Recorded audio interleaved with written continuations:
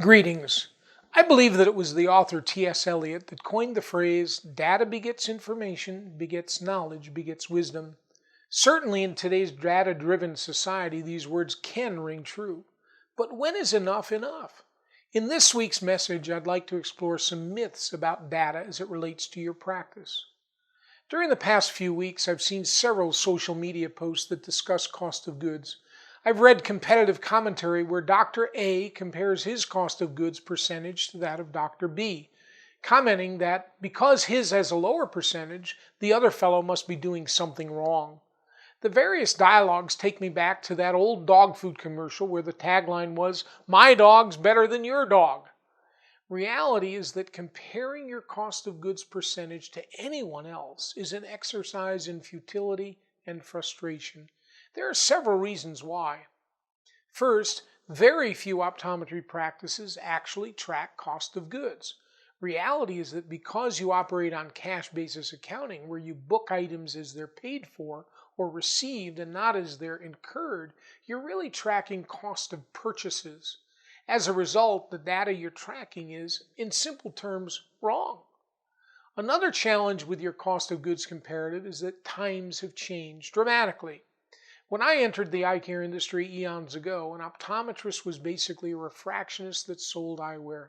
An exam was an exam was an exam. Today, with medical optometry becoming the tail that wags the proverbial dog, your mix of business is dramatically different than it was even a decade ago, and is different practice by practice and especially state by state. You simply can't compare cost of goods in Massachusetts with that of Oklahoma. The practice models are simply too different. So stop trying to compare your cost of goods data with that of your colleagues. Certainly compare your performance to yourself. But before you can effectively do that, you really must move to accrual accounting, where you line up revenue with costs. We'll save that discussion for another day. Another data-oriented misconception is the measurement of chair cost. Certainly, in today's vision plan-dominated environment, knowing your chair cost is an important economic assessment. But as with cost of goods, the current market has outstripped the usefulness of the classic method for identifying this number.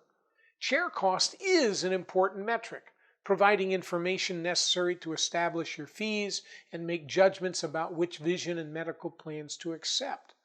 The challenge is that the historical methods of measurement, taking fixed costs and dividing that number by the number of comprehensive exams or the number of patient visits, is no longer relevant. Why? Because as with cost of goods, your mix of business is changing.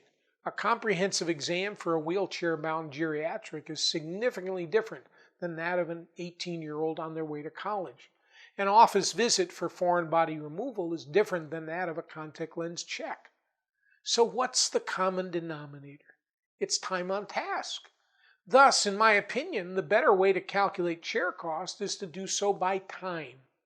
As but one example, let's say your fixed overhead is $500,000. Now add up the total amount of available doctor time in your practice. In a practice with one doctor working a 35-hour patient care week with 4 weeks of vacation, this amounts to 1,680 hours or about 100,000 minutes. Divide that number into your $500,000 overhead cost and you arrive at a chair cost per minute of $5. That's a more realistic guidepost than using the old method of simply dividing fixed overhead by the number of exams or patient encounters.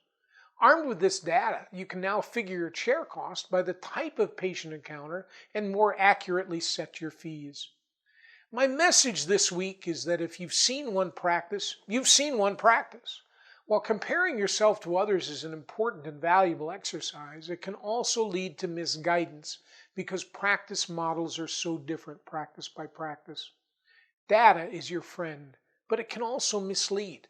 Mark Twain may have provided the best guidance over 150 years ago when he said, "There are 3 kinds of lies: lies, damn lies, and statistics." Be careful out there.